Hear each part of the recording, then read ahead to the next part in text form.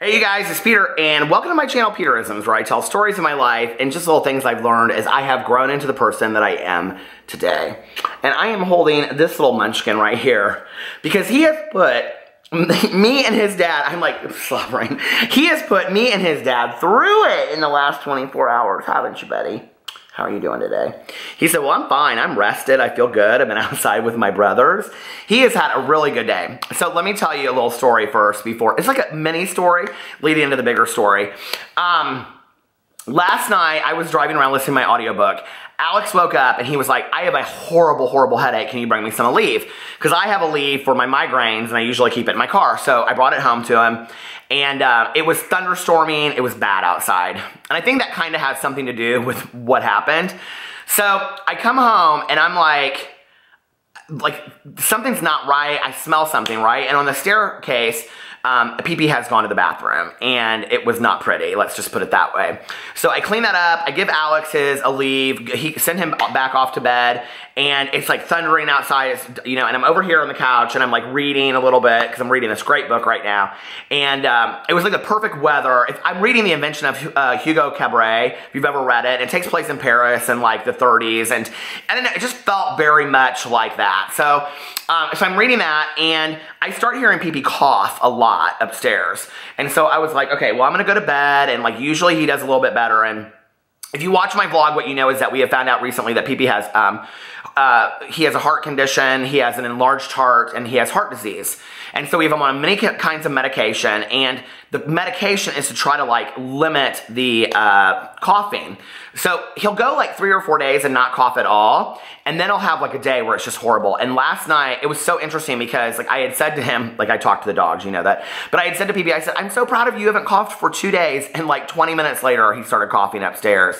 So I went upstairs and I laid down with he and Alex and I was going to bed and Pee-Pee just coughed. I mean, it was literally probably like 6 or 7 times in a row to the point where he was so scared that like Alex was holding him and we were both like just sitting there talking. And I think there was a moment where Alex and I really thought, okay, this is the end. You know, like this is it. Because he couldn't catch his breath. He's completely fine today. So it makes me so sad that he goes through that. And it's like, and then the next day, he's completely fine. And the thing that's so sad about it with dogs is that I think that dogs, you know, they don't understand pain. They don't understand what they're going through. So he's so scared when it's happening. You can tell it in his little eyes that he's so terrified of it, you know?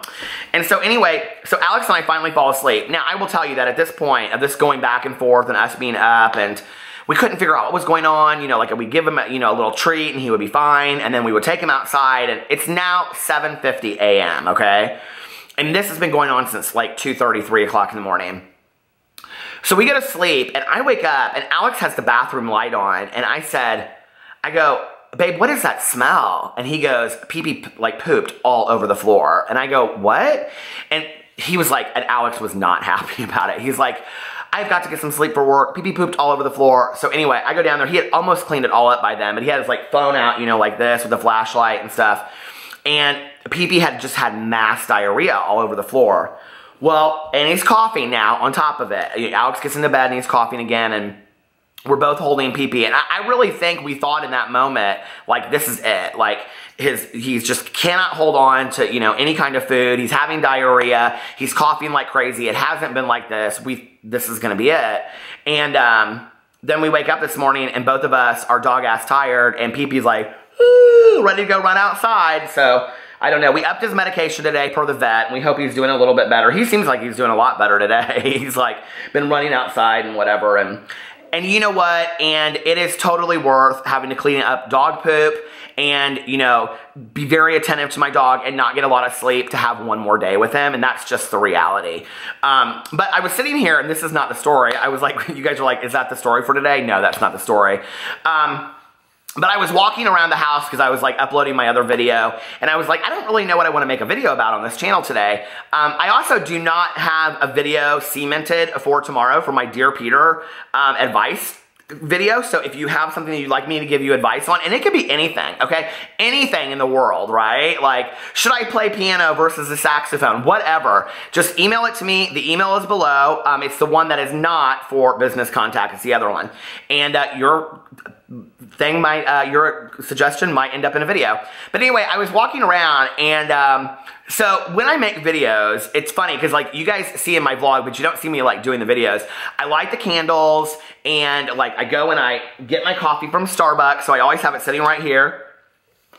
PP is always sitting right next to me, and this is really something that I love. I'm passionate as hell about making videos, and so I have a really good time with it.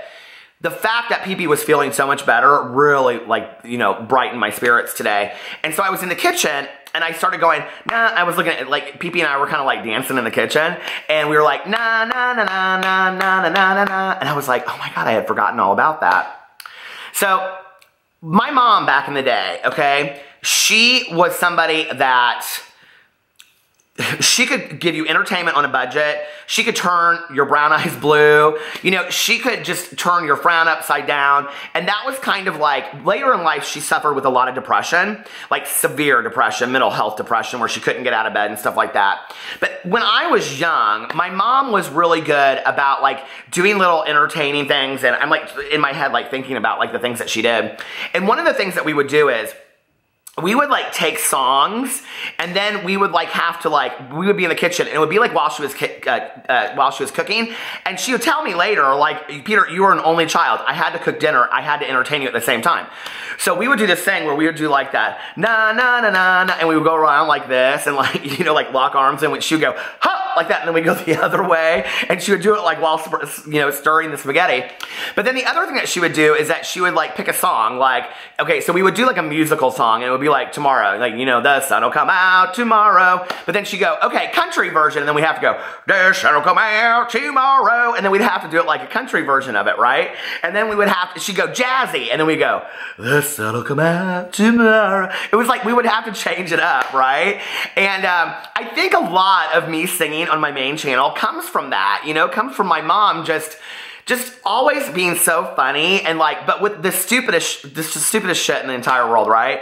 And she had these little sayings, and she would just do random stuff. Like, we would be sitting around, like, forever if we were like in a car and there was like silence, she would go, creaky Halloween door. She would just say stuff like that, right? Stuff that like, doesn't make any sense at all. And, or she would like recite poetry, and she loved James Wickham Riley, and she would say like, do you want to hear a poem? And I'd be like, not really. And she'd be like, little orphan Annie came to our house to play. And she would say, like, whose woods these are, I think I know. His house is in the village though. He does not see me standing here to see his woods fill up with snow. She made me memorize poems when I was a little kid. That was one way that she, like Robert Frost poems and things like that. Two woods diverged, Anyway, and that was like one of the ways that my mom got me entertained. She would have me read to her in the kitchen and things like that.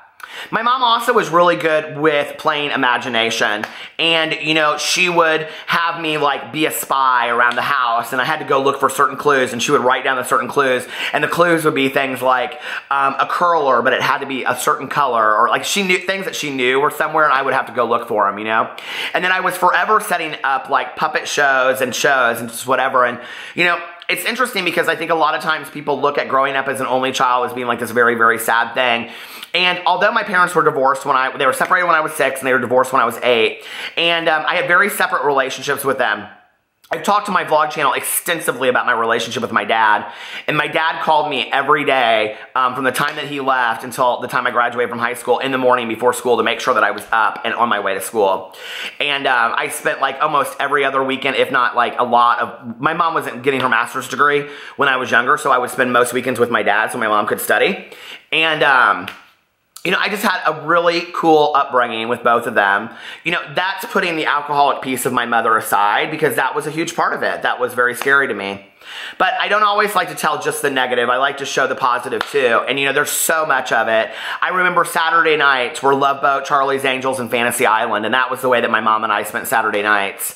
I can remember that my mom would say to me, do you want to get a pizza? And when I would go over to other people's houses and they would order, like Pizza Hut pizza or Domino's pizza, our pizza was Tombstone. And that was if we were lucky, because my mother, she was a clearance shopper always, grocery stores everywhere. When you went to her house, if you asked her for if she said, do you want a soda? She didn't just have 6 Diet Coke, 6 Sprite, 6 bottles of water. She had one, and it would be called what do you call it, Lifesavers grape, and then she'd have like, you know, root beer fresca. I mean, there were all these bizarre flavors, and she would get them at the dollar rack or the dollar bin at Aldi's, where you could get like a soda, like 4 sodas for $1, and she would always have the junkiest sodas in her fridge. And this one that was a bottle of this like Lifesaver soda, she literally had in her refrigerator after she died, and I came home and I finally, it was like hard for me to pitch. I was like, this thing's been around here for 8 years. My mom has asked me for 8 years if I want this stupid soda, you know?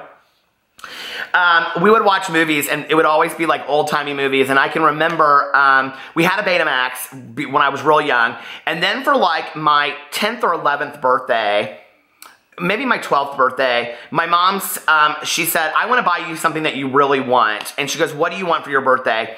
And so I said, I want a VCR. And she was like, really? Like, that's kind of a family gift. And I was like, yeah, I really want a VCR. And so she went and bought a VCR, and I'll never forget that day. We went and we got a membership at this video, you know, club back in the day as they were. And you would go in, do you remember? It was like Blockbuster, but these were the small ones. And they all had like the, you know, in a row, and it would be like mysteries. And then they would have them all in the row, and we got all these Alfred Hitchcock old movies, and we got Chinese take-home. And for my birthday that year, I got an ice cream cake, Chinese take-home, and old Alfred Hitchcock movies, and we sat and we watched them on our porch with all the windows open until late in the night. And probably one of the best birthdays I've ever had with my mom, you know? And like to this day, like the way that I like to spend my birthdays is by going to a movie theater and seeing a double feature. I don't need any big party. I don't need any of that, you know? When I was younger and we would watch movies, I don't know why that one got me teared up. When I was younger and we would watch movies, my mother would go and she would get like the big candy bars, and she would get like 2 of them, and then she would make popcorn. Do you guys remember making popcorn on the stove back in the day with the oil? Do you remember that? And she would make popcorn, and she would have like the brown bags for lunch at school, and she would have like, you know, a 2-liter of soda and crushed ice. We had a Cuisinart back in the day. God, do people still, I think I have it in there. And she would like crush ice, so we had crushed ice like at the movie theater, and she would lay it all out on the island, and then she would give me money from Monopoly, and I could go through and I could buy like the different kind of candy and popcorn that I wanted. So she was always thinking outside the box, you know, to be super, super entertaining to me. And when I look back on my childhood and I look at all of like the really difficult times and all that kind of stuff, I don't for 1 second regret being an only child. I love the fact that I grew up as an only child, you know? And I think I learned a lot about the world being an only child. I definitely wouldn't have the relationships I have with my parents if I had siblings. I don't believe that I would.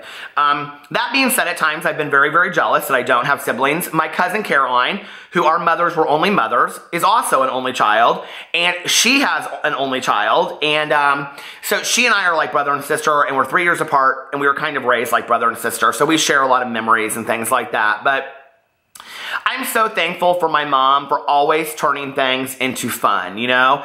I mean, for 69 cents for a pack of 4 food coloring, my mother could turn anything into a colorful experience, whether it was a bath, and she would let me pick whatever color I wanted to get in the bath, you know? Well, we could do purple, we could do green. That's how I learned how to mix colors, was in the bathtub. I didn't learn it from any art class. I learned what primary and secondary colors were from getting into the bathtub. What do you want today? Orange? Okay, yellow and red, you know?